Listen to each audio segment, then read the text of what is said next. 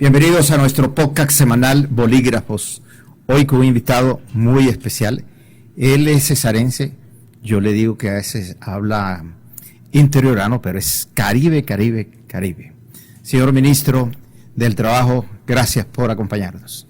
Antonio Sanguino es un político y sociólogo colombiano. Fue senador de la República desde el 2018 a 2022 por el partido Alianza Verde. Fue el jefe de gabinete de la Alcaldía Mayor de Bogotá en la alcaldía de Claudia López Hernández entre el año 2022 y 2023. Desde febrero del año 2025 es el ministro de Trabajo de Colombia en el gobierno de Gustavo Petro. Sanguino es doctor en Gobierno y Administración Pública de la Universidad Complutense de Madrid, España, magíster en Administración y Planificación del Desarrollo Regional de la Universidad de los Andes y sociólogo de la Universidad Cooperativa de Bucaramanga. Toda esta trayectoria académica le permite entender los problemas sociales de Colombia y contribuir en soluciones viables a los más urgentes asuntos del país.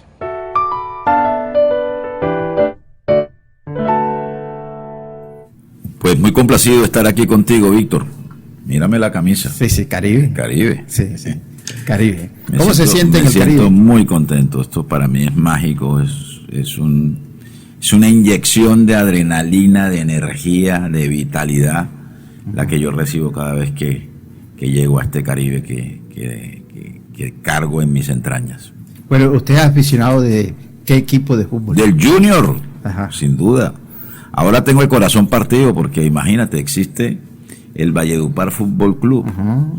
Y entonces por ahí algunos amigos míos me hicieron una vez un meme con una camiseta, la mitad del Junior y la mitad del Valledupar Fútbol Club. Pero siempre, toda la vida, he sido un apasionado seguidor y hincha del equipo de los caribeños.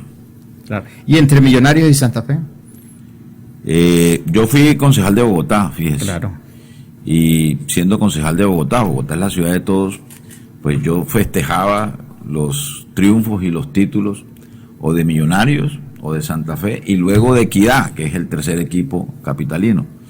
Pero realmente, digamos, lo hacía por un sentimiento también de gratitud con la ciudad de Bogotá, pero mi corazón es juniorista, puro tiburón.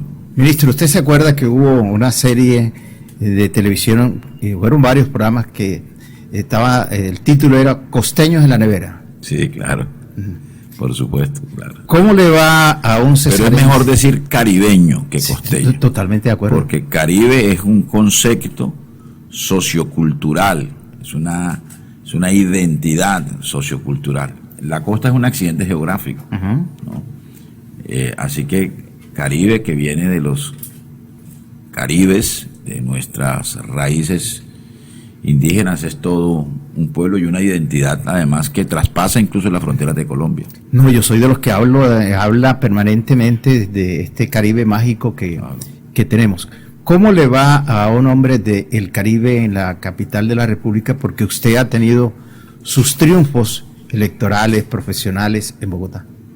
Muy bien, yo le debo mucho a esa ciudad que es la ciudad de todos los colombianos. Todos tenemos que ver de alguna manera con Bogotá. García Márquez, nuestro Nobel, ¿no?, cuenta cómo llegó a Bogotá, a esa Bogotá fría, lúgubre, la describía él. Y bueno, y buena parte de su ejercicio periodístico, de su triunfo periodístico antes de ser un escritor reconocido, fue en el diario El Espectador, ¿no?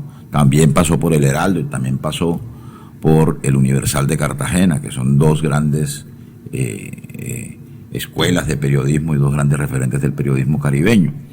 Pero en Bogotá me ha ido bien, me eligieron 3 veces concejal de Bogotá, fui senador en una lista encabezada por Antanas Mocus, que era un líder muy destacado, 2 veces alcalde de la ciudad, y bueno, buena parte de mi ejercicio profesional y político lo he hecho con una generosidad de esa ciudad conmigo y con muchos caribeños que habitamos allá. Los hijos nuestros les dicen coschacos, ¿no? Mitad costeños, mitad cachacos, ¿no? Los que nacen en Bogotá. Bueno, ministro, en la agenda muchos temas para conversar con usted, pero hablemos de la Universidad Autónoma del Caribe en lo que a usted le concierne. hay una deuda por concepto de seguridad social que se estima puede estar rondando los 20.000 millones de pesos. Repito, en el área que usted maneja, ¿cómo resolver ese tema? Sí, yo creo que hay que establecer un mecanismo de diálogo tripartito entre la universidad junto con el Ministerio de Educación Nacional, porque hoy la universidad está intervenida, tiene un pasivo, digamos, y una deuda acumulada que se acrecienta por concepto de seguridad social. Y tenemos que sentar también a los trabajadores, a sus organizaciones sindicales, y el ministerio, digamos, ejercer un poco el papel de facilitador y de liderazgo en ese diálogo tripartito, de tal suerte que se pueda encontrar soluciones que permitan la sostenibilidad de la universidad y garantizar los derechos de los trabajadores, particularmente en lo que tiene que ver con la seguridad social y con los otros asuntos que se derivan de los pactos convencionales que han habido en la universidad. Eso hay que hacerlo, digamos, en un escenario de concertación, entre otras, porque usted y yo y la gente de Barranquilla sabe muy bien, la comunidad de esta universidad saben muy bien las circunstancias financieras tan difíciles que enfrenta esta universidad. Incluso el gobierno nacional, el Ministerio de Educación, ha pensado que una alternativa para que se logre salir de la crisis financiera y proyectar esta universidad es el de convertirla en una institución pública superior, lo que implicaría una ley de la República en el Congreso. Y en esa ley hay que incluir la manera como se debe resolver este asunto de la seguridad social de los trabajadores. Bueno, usted es un buen palabrero. ¿Le aceptaron liderar ese diálogo tripartito? Pues fíjate, es que yo venía invitado a un foro sobre la Constitución de 1991 con varios de los constituyentes. Un foro que ni siquiera era convocado por la universidad, sino que era convocado por una iniciativa que se llama Juntos Llegamos, creo que se llama así. De Orlando de la Hoz. De Orlando de la Hoz. Estábamos siendo invitados también por el senador Pedro Flores, que entre otras es el presidente de la Comisión Sexta, claro. Sexta, que tiene que ver con estos asuntos de educación. Y estaba invitado el procurador, el gobernador, estaba invitado yo y otros funcionarios del alto gobierno. Y resulta que los compañeros del sindicato consideraron que ese era el escenario para plantear la exigencia de un diálogo con nosotros, o me imagino que con el procurador, conmigo, no sé, y impidieron que el evento se hiciera, ¿no? Porque se tomaron la tarima del auditorio, porque convirtieron eso en un meeting, ¿no? Es legítimo, digamos, el ejercicio de la protesta social de las trabajadoras y de los trabajadores, pero si van a hacer un ejercicio de protesta social, pues el ejercicio de protesta social no es el escenario del diálogo, ¿no? Si van a hacer su protesta, está muy bien que la hagan. Lograron su propósito de evitar un evento académico en una universidad, ¿no? Que es un contrasentido. Y yo lo que les expresé, les dije, estoy dispuesto a reunirme con ustedes, faciliten que el evento se hagan, designen 5 voceros para que se reúnan conmigo, yo directamente me reúno con ellos, a pesar de que la dirección territorial se ha venido reuniendo con ellos en estos días. Esta misma semana hubo una reunión del director territorial, que es el del ministerio, que es el delegado del ministro y del ministerio en el territorio, en el departamento, pero aún así les ofrecí esa posibilidad y se negaron, dijeron que yo tenía que bajar a donde ellos estaban y que tenía que presentarme pues al meeting que estaban haciendo, y yo consideré pues que no eran las circunstancias adecuadas para establecer un diálogo. Ellos tienen además, los propios dirigentes sindicales tienen todos los canales para poder acceder a un diálogo directo conmigo, no quisieron hacerlo, y de todas maneras las puertas del diálogo están abiertas. El día que quieran solicitan, digamos, una reunión conmigo, converso con ellos y seguramente en los próximos días vamos a convocar este escenario tripartito para que entre todos, directivas de la universidad, ellos y nosotros, pues, o con la mediación nuestra podamos identificar el problema y encontrar una ruta para solucionar un asunto que es estructural y que significa, digamos, una circunstancia especialmente difícil para la universidad. Ministro, para cerrar este tema de la Universidad Autónoma del Caribe y partiendo de su experticia como legislador que lo fue, usted mira con optimismo la posibilidad de que en las sesiones ordinarias del próximo 20 se presente este proyecto de ley para declarar a la universidad pública. ¿Usted cómo ve el ambiente político? Pues depende, digamos, si el gobierno y si el ministro de Educación se compromete, por ejemplo, a que un proyecto de esa naturaleza tenga mensaje de urgencia, pues eso abreviaría el trámite legislativo, porque obliga a unas sesiones conjuntas de las comisiones sextas de Senado y Cámara, y eso podría permitir que antes de diciembre ese proyecto se apruebe.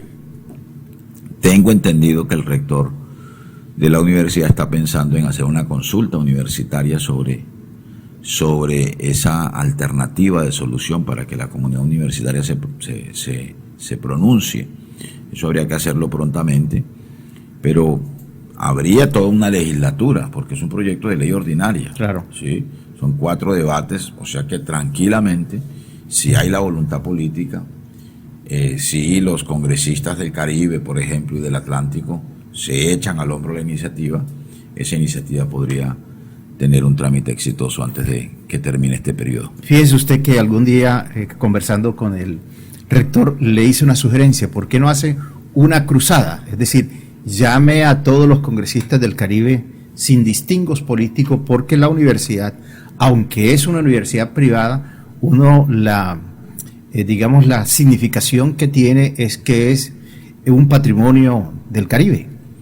Sí, es una buena causa para unir a todo el mundo, a todas las bancadas políticas y a todos los congresistas. Yo creo que esa sería una muy buena iniciativa que podría liderar el propio rector de la universidad y la comunidad universitaria, las organizaciones sindicales y si hay organizaciones estudiantiles también, convocar a los congresistas a conversar con ellos, no a sabotearles una actividad. Sí, claro. A conversar con ellos. Yo estoy seguro que, por ejemplo, el senador Pedro Flores tiene todo el interés de ayudar a encontrar soluciones para esta institución universitaria. Ahora, por ejemplo, tuvimos una conversación con el señor gobernador. También el señor gobernador mostró interés para buscar alternativas para la universidad. Es más, conversamos con el gobernador Verano de la Rosa, que es un líder de la propuesta autonómica del Caribe, y le dije: esta es la universidad pública perfecta para la región Caribe, entre otras por el nombre, claro. Universidad Autónoma de Autonomía Territorial del Caribe, sí. De la región Caribe.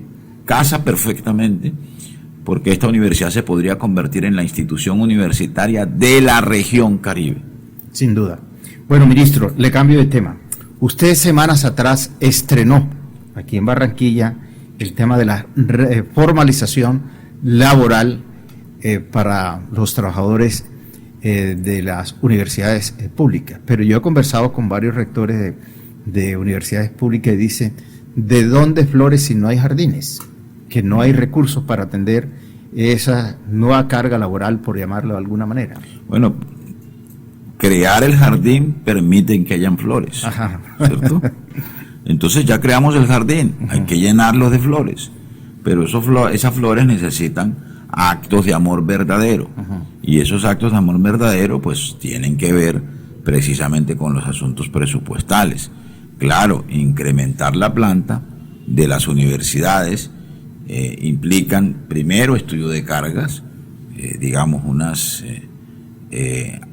acciones, digamos, o unas actividades de carácter técnico, unos estudios de carácter técnico, pero además requiere una asignación presupuestal del gobierno central para efectos de ir formalizando esas cargas. Y eso se aseguraría. Y ese tendrá que ser un compromiso con el gobierno nacional y con el Ministerio de Educación Nacional. Pero ya hay una ruta de formalización que es lo más importante de este decreto. Por supuesto que eso no va a ocurrir de manera automática, claro, ¿no? Esto es gradual. Sí, eso tiene que ser gradual, ¿no? Va a depender de la disponibilidad presupuestal con la que cuenten el Ministerio y las universidades para hacerlo. Pero yo diría además, ministro, que es que hay muchos rectores de universidades públicas derrochones, también tendrían que amarrarse el cinturón. También hay que pues ajustar también el comportamiento financiero de las universidades y que ese ajuste permita también liberar recursos que ayuden a atender esta perspectiva que a mí me parece absolutamente fundamental, no solo con relación a los derechos de los trabajadores y de los docentes de hora cátedra, sino también por el impacto que eso tiene en la calidad de la educación. No es lo mismo un profesor de hora cátedra dictando clases en 8 o en 10 universidades a profesores de planta, por ejemplo, dedicados exclusivamente a la investigación y a la docencia en las universidades públicas. Bueno, sigo con el tema educativo. También hay como voces de inconformidades en los colegios privados, porque ellos dicen que este asunto de las cargas laborales en el sector público también los va a afectar a ellos. ¿Te refieres a la reforma laboral? Sí, correcto. Bueno, es que la rentabilidad de ninguna empresa en cualquier área, incluyendo la educación privada, puede sustentarse en la limitación o en la negación de derechos de los trabajadores. Y aquí tenemos que meternos en la cabeza, en el chip, de que nuestra economía y nuestras actividades productivas y nuestras actividades laborales deben garantizar un criterio que son estándares de las democracias contemporáneas: trabajo digno y decente. Democratizar las ganancias. Un poquito, reducir un poquito las ganancias, ¿no? Entre otras porque si mejoras las condiciones de tus trabajadores, vas a tener más ganancias, ¿no? Va a crecer la economía, va a crecer la demanda agregada, eso está demostrado, ¿no? Lo estamos demostrando con las cifras hoy en Colombia. El presidente Petro ha incrementado en un 37.5% el salario mínimo en lo que va de este gobierno, de manera acumulada. Y el desempleo está en el 9%, la tasa más baja de este siglo. La inflación está por debajo del 5% en la última medición del DANE. La economía está creciendo a un 2.7%. Así que todos esos indicadores demuestran que una mejora de los salarios, ¿no?, un incremento de la masa laboral, de la masa salarial, tiene un efecto positivo en la economía. Ministro, la reforma pensional, todavía no hay pronunciamiento definitivo de la Corte Constitucional acerca de si se subsanaron o no se subsanaron los posibles errores que se hayan cometido en el trámite ahora que volvió a Cámara de Representantes. ¿Cuál es su perspectiva? Optimista. Yo creo que se subsanó el requerimiento en materia de trámite que solicitó la Corte Constitucional en su auto del pasado 25-26 de junio. Las extras cumplieron ese propósito. Hubo una discusión de más de 8 horas en las plenarias que se realizaron en el marco de esas extras. Se acogió la solicitud de la Corte en el sentido de que se debatiera y se pronunciara la plenaria respecto a la proposición que solicitaba acoger el texto aprobado en el Senado de la República, y estamos a la espera de que la Corte se pronuncie ya no en un auto sino en un fallo definitivo, porque el auto además reconoció la constitucionalidad de la reforma. Así que el fallo no debería ser de otros, no debería situarse en otro sentido, no debería pronunciarse en otro sentido, sino en ese, el de la constitucionalidad. Seguramente la Corte va a examinar ya de fondo el contenido y se pronunciará de conjunto sobre la materia, y nosotros estamos listos para arrancar cuando la Corte diga arranque. Bueno, cerremos de la siguiente manera, porque su agenda la tiene muy apretada. ¿Diomedista, silvestrista, zuletista o oñatista? Hombre, yo por mi gusto del vallenato, Ajá. el vallenato yuquero le decimos acá, ¿no? Ajá. Pero el vallenato clásico, el vallenato robusto, ¿no? Vallenato grueso. Ese vallenato grueso, Ajá. pues soy oñati-zule-diomedista. O sea, Diomedes, Oñate y Zuleta. Bueno, entonces, como compartimos ahí gustos musicales, entonces anote esta fecha. 1 de agosto próximo Sí. vamos a realizar el 11º Foro del Caribe Colombiano con una agenda bien interesante, y al caer la tarde, eso terminará con una parrandita vallenata, porque hay un homenaje congresional a el hombre que está llevando el legado de Jorge Oñate, que es Jorge Antonio Oñate de Dangond, nacido en Valledupar. Oh, vea usted. ¿Se le mide? No me toques ese vals porque me matas. Claro que aquí estaré en Barranquilla. Ah, bueno, entonces lo esperamos. Sí. Lo esperamos, señor ministro. Gracias por regalarnos estos minutos. A ti, y gracias por la invitación a este 1 de agosto. Aquí nos veremos. ¿Cómo se siente en el gobierno? Bien, ¿sabes? Sí. Me he sentido cumpliendo una labor importante. Creo que bajo mi responsabilidad del gobierno del presidente Petro tiene la ocasión de dejarle dos grandes legados en materia de reformas sociales, la reforma laboral, la reforma pensional, y yo creo que eso va a marcar un antes y un después en esos dos campos de la política económica y sobre todo de la política social del Estado colombiano. Bueno, entonces nos veremos el próximo, Dios mediante, 1 de agosto, así vestido con cura vera. Bueno, me verá con esta camisa. Ajá. De nuevo. Ministro, gracias. Gracias, Víctor, a ti. Bueno, la próxima semana volveremos con más personajes aquí invitados a nuestro podcast.